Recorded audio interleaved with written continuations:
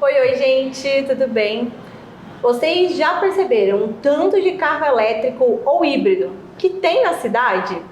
Para falar um pouquinho sobre esse assunto, entender se Goiânia está preparada para receber esse tipo de carro, nós vamos conversar com o advogado, especialista em direito imobiliário, Lucas Marques. Doutor, muito obrigada por vir conversar com a gente e mostrar os pontos que a gente ainda precisa melhorar, e principalmente nos condomínios, né?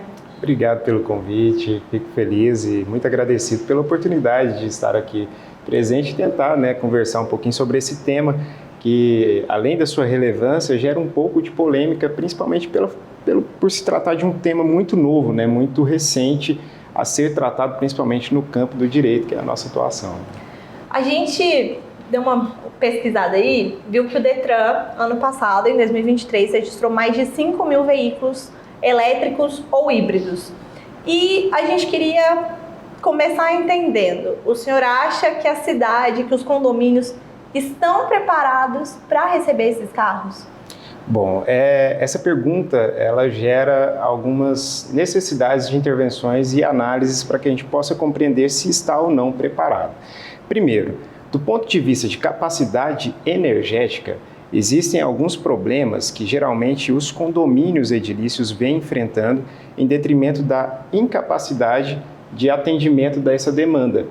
Isso porque a maioria dos transformadores de energia que são instalados para atendimento a esses condomínios edilícios, em regra, são de 127 kVA. E ao passo que os outros condomínios que têm essa demanda por veículos elétricos acabam demandando aí uma instalação de transformadores que vão até 300 kVA.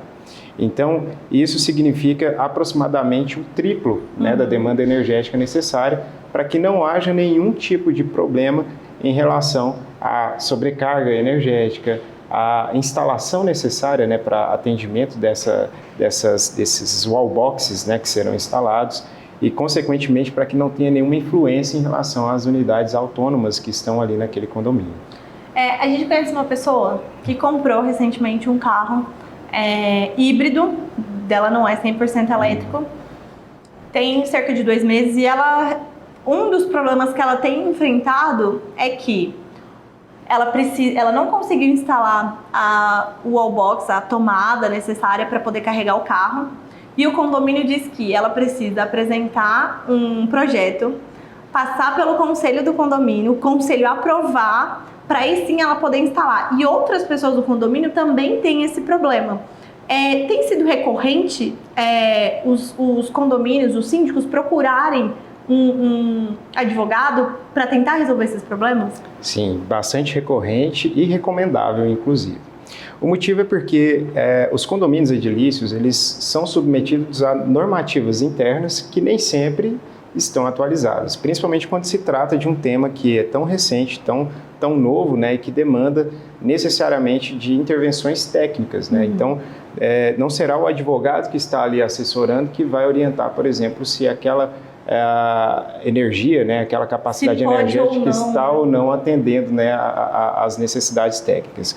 No entanto, vemos como imprescindível a necessidade de que tenha ali pelo menos um profissional técnico, preferencialmente engenheiro civil ou engenheiro elétrico, para avaliar essa demanda energética que será necessária, as instalações da rede elétrica ali e, consequentemente, para que tenha uma RT para justamente identificar o responsável técnico por aquelas instalações e, eventualmente, na hipótese de ocorrer algum sinistro, ser possível identificar esse profissional que se responsabilizou pela execução dessas obras naquele local. E tem alguma recomendação para esses síndicos? Por exemplo, vamos deixar já organizado, se uma pessoa comprar o carro, vocês vão seguir dessa maneira? Alguma regra do condomínio já pré-estabelecida? Sim, a nossa orientação é que esses atos normativos eles são passíveis de atualizações, Então, é prudente que o condomínio, ao invés de submeter somente à Assembleia Geral Extraordinária convocada para aquela finalidade, para tratar especificamente daquele tema, que seja de fato que seja aproveitada aquela oportunidade para dar uma repaginada naquele regimento interno e naquela convenção e, consequentemente, estabelecer regramentos que tragam ali uma segurança, ainda que mínima, né, em relação aos critérios que deverão ser observados por todos os condôminos. E aí, uma preocupação que nós temos é em relação ao atendimento, né, ao princípio da isonomia, que nada mais é que a igualdade de tratamento entre os condôminos, né, e aí se incluem tantas pessoas que estão à frente da administração como todos os outros demais condôminos, para que todos possam atender, né, aqueles critérios e, consequentemente, seja até avaliada, às vezes, a necessidade de aquisição aí de um novo transformador, né, que hoje gira em torno aí de centenas de milhares de reais. Então, tudo isso deve ser muito bem ponderado, porque, às vezes, algum condômino faz aquela instalação, né? E aí o outro que se sente preterido daquele direito vai, consequentemente, questionar a respeito do motivo pelo qual ele não pode estar instalando por eventual sobrecarga energética naquela demanda ali daquele condomínio. Né? O senhor fala dali do conflito, né, entre os moradores, me surge a dúvida. Já chegou muito aqui ocasiões de, por exemplo, morador X tem um carro elétrico ou híbrido e precisa da instalação. O restante não tem. Como que fica essa conta? Tipo, divide para todo mundo? Não só a do gerador, a questão da energia mesmo que tem que puxar ali. Como que fica isso? A orientação que nós damos é que essa instalação, né, dessa wallbox, da integração entre a rede de energia elétrica autônoma, né, daquela unidade consumidora, seja ligada àquela vaga de garagem, que não seja uma rede utilizada ali como área comum. Exatamente. Seria como se você ligasse ali a sua máquina de lavar na tomada do hall, né, daquele condomínio.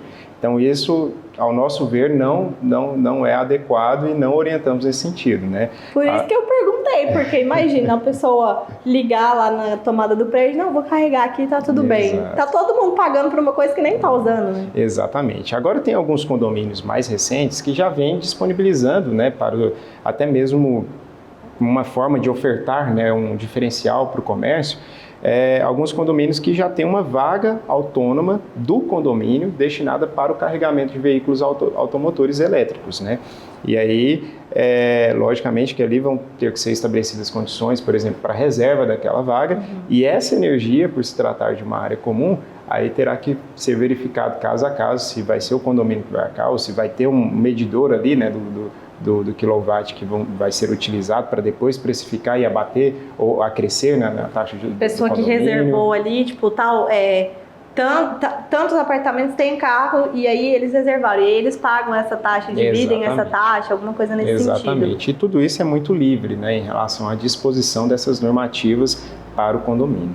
A gente falou da questão do gerador e da questão desses conflitos de vizinhos, né? Exato. Muito comuns. Tem outras dúvidas que são mais frequentes neste sentido que os síndicos chegam aqui com elas? Olha, eu diria que a principal dúvida que tem eclodido nesses últimos tempos, né, é em relação à preocupação com sinistros envolvendo esses tipos de veículos. O motivo é porque as baterias elas são carregadas de íons de lítio, né, que é o composto químico pelo qual elas são formadas. E esses íons de lítio eles são extremamente inflamáveis, são agentes ígneos, né, e que, consequentemente, se há qualquer tipo de mau funcionamento que gere uma sobrecarga naquela bateria, um incêndio poderá ser iniciado, né, naquela região. E aí, inclusive, estava fazendo algumas pesquisas, né, em relação a regulamentações da matéria, e o Estado de São Paulo, através do Corpo de Bombeiros, editou uma recomendação, um parecer técnico, recentemente no dia 5 de abril, ou seja, temos aqui hoje, né, temos 3 ou 4 dias desde a sua publicação. E esse parecer técnico tem uma curiosidade, que dentre as orientações é que tem pelo menos um espaçamento de 5 metros entre cada lateral do veículo, ou seja, não poderá ter veículos contíguos de modo a viabilizar o controle das chamas, né, porque é de difícil controle. Tem casos que às vezes o carro fica pegando fogo literalmente por horas e horas sem possibilidade de contenção imediata. Então, para que não se alastre, não atinja veículos nas laterais, houve essa recomendação. Ou então a instalação de barreiras, né, que sejam anti-incêndio, parede anti-incêndio, para que esse fogo ele seja contido, né? O que torna muito mais caro para o condomínio, né? Exatamente. Além da instalação de chuveiros, né? E aí, esse chuveiro não pode ser água, a depender da necessidade, tem que ser um composto químico que seja capaz de conter aquela chama.